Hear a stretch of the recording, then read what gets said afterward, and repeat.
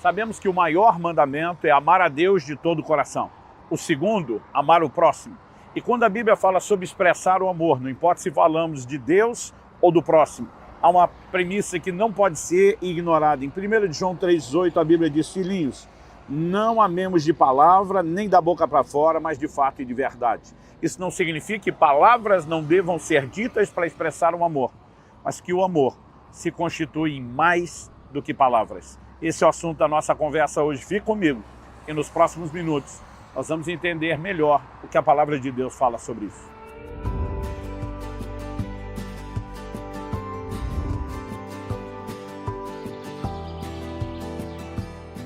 Olá, estou hoje em São Pedro da Aldeia, na região dos Lagos, Rio de Janeiro, passando para trazer mais uma palavra ao seu coração. Quando o Senhor Jesus, depois de ressuscitado, encontra os seus discípulos na praia e chama Pedro para uma conversa particular, nós vemos que o Senhor Jesus o questiona. João capítulo 21, de 15 a 17, diz: depois de terem comido, Jesus perguntou a Simão Pedro: Simão, filho de João, você me ama mais do que esses outros me amam? Ele respondeu: sim, o Senhor sabe que eu amo. Jesus lhe disse: apacente os meus cordeiros. Jesus perguntou pela segunda vez: Simão, filho de João, você me ama? Ele respondeu: sim, o Senhor sabe que eu amo. Jesus lhe disse: pastoreie as minhas ovelhas. Pela terceira vez, Jesus lhe perguntou: Simão, filho de João, você me ama? E Pedro ficou triste por Jesus ter perguntado pela terceira vez: você me ama? E respondeu: o Senhor sabe todas as coisas, sabe que eu amo. Jesus lhe disse: apacente as minhas ovelhas. Nessa pergunta que Jesus repete a Pedro por 3 vezes, que classifico de uma pergunta crucial, porque aborda aquilo que é o maior mandamento, amar a Deus de todo o nosso coração. Nós vemos que Jesus leva Pedro a uma autoavaliação sincera da sua condição, do seu amor para com o Senhor. Mas ao mesmo tempo nós percebemos que o propósito de levar Pedro a essa avaliação, a essa análise, é que ele de fato reconheça não só que não estava onde deveria, mas que ele entenda que existe algo mais que pode ser oferecido. Se o maior mandamento não é só amar a Deus, mas amá-lo de todo o coração, alma, entendimento e força, a verdade é que não importa o quanto você já cresceu no seu amor, ainda há espaço para que esse amor cresça, para que ele avance. Nós olhamos para o ensino de Jesus a Pedro e não podemos ignorar a continuação do texto. Nos versos 18 e 19 nós vemos Jesus falando: em verdade lhe digo que quando era mais moço, você cingia e andava por onde queria. Mas quando você for velho, estenderás as mãos, outro cingirá e o levará para onde você não quer ir. Jesus disse isso para significar com que tipo de morte Pedro havia de glorificar a Deus. E depois de falar assim, Jesus acrescentou: siga-me. Então, há um pano de fundo por trás dessa história. Pedro, na última ceia, diz para Jesus: eu morreria por você. Quando Jesus está dizendo que um deles haveria de trair, e vários dos discípulos questionam: porventura sou eu? Como quem diz, pode acontecer com qualquer um de nós. Pedro diz: não, por você eu daria a minha vida. E Jesus diz: Pedro, você acha que me ama a ponto de morrer por mim, mas você não está pronto. Jesus diz: ainda essa noite, não vai nem demorar, antes que o galo cante, você vai me negar 3 vezes. Pedro nega o Senhor. A Bíblia diz que quando o galo canta, ele caiu em si e chorou amargamente. Pedro entra numa profunda crise. Nós precisamos reconhecer isso. Por exemplo, quando Jesus ressuscitou e o anjo dá a notícia às mulheres, Marcos 16 nos relata que a orientação angelical foi: ide dizer aos discípulos e a Pedro que ele vai adiante de vós para Galileia. Porque Pedro é o único mencionado por nome. Pedro era parte dos discípulos.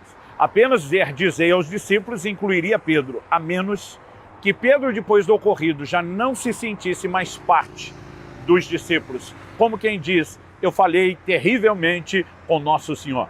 Interessante observar também que Pedro estava pescando quando Jesus apareceu a ele nessa ocasião. Ele havia voltado a pescar, coisa que havia abandonado antes quando o Senhor o chamara.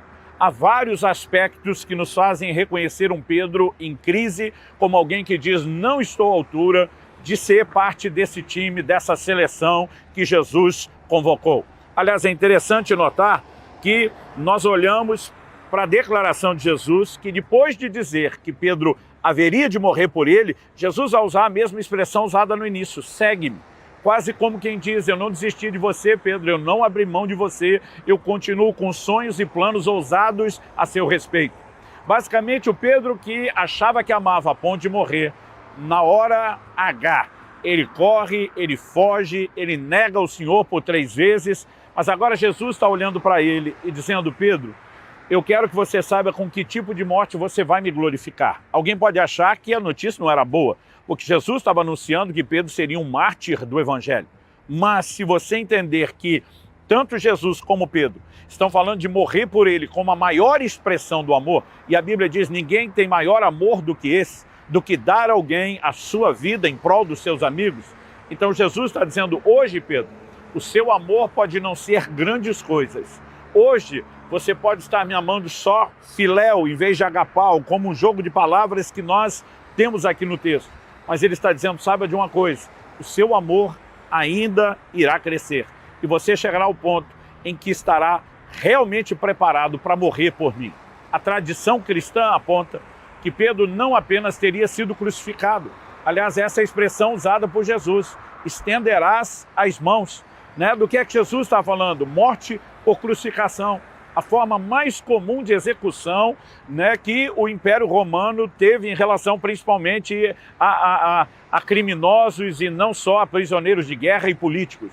Nós precisamos entender que Jesus está dizendo, Pedro, chegará o momento que você vai morrer por mim. E a tradição cristã diz que Pedro não apenas foi crucificado, mas que quando chega o momento de ter sido crucificado, e são relatos dos discípulos da próxima geração, ali do primeiro século, que na hora em que seria crucificado, Pedro teria dito, não sou digno de morrer como meu Senhor, e pediu que o crucificassem de cabeça para baixo.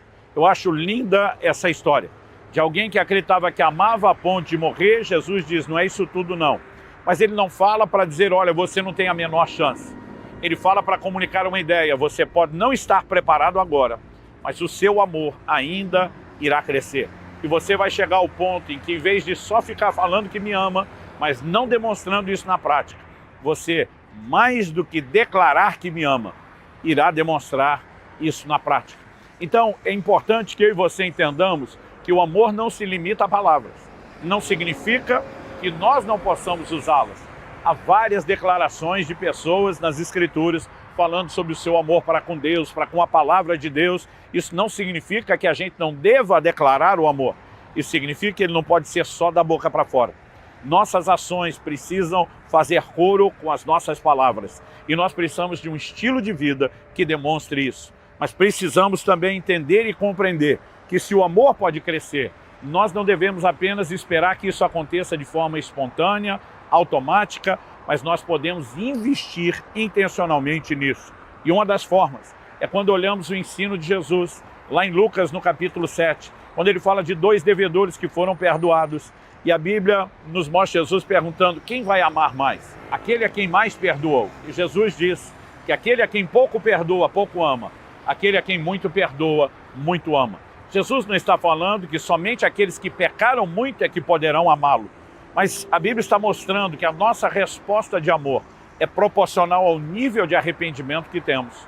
Paulo, por exemplo, que dizia que de acordo com a justiça da lei foi irrepreensível, também se classificava como o pior de todos os pecadores. Isso não significava que Paulo, em termos de fazer uma lista de quanto pecado cometido, ganhasse de todos os demais. Mas isso significava que ele enxergou profundamente sua miséria, profundamente sua necessidade de salvação, e quanto maior é a percepção da dívida que nós tínhamos, maior é a percepção do perdão, da conta paga. Quanto maior é a consciência do perdão, maior é a resposta de gratidão, de dívida de gratidão que nós carregamos. Então, quando Jesus institui, por exemplo, a ceia do Senhor, que nos faz recordar o perdão que ele promoveu por meio da cruz, isso nos ajuda a dar uma resposta de gratidão.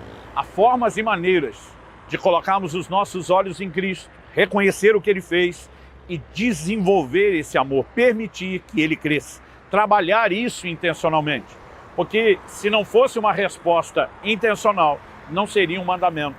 A partir do momento que Jesus trata amar a Deus como um mandamento, e não um mandamento qualquer, mas o maior mandamento, isso significa que eu e você podemos e devemos corresponder intencionalmente. Olhando para esse investimento de Jesus em Pedro, eu gosto de dizer, Deus acredita em você mais do que sua mãe, porque Ele olha para o potencial que eu e você temos de resposta e Ele tenta sempre provocar isso em nós. É interessante notar que Pedro havia falhado terrivelmente com Jesus.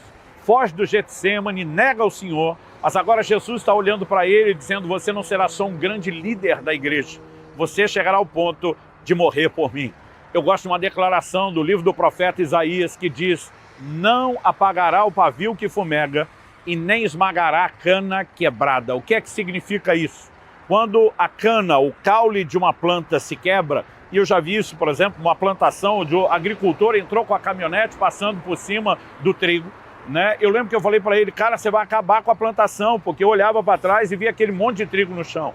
Ele parou a caminhonete, apontou o dedo para aquilo e falou: você acha que isso não levanta? Eu falei: certeza que não levanta, essa caminhonete deve ter umas 2 toneladas. Como é que você vai levantar? Ele falou: Luciano, levanta.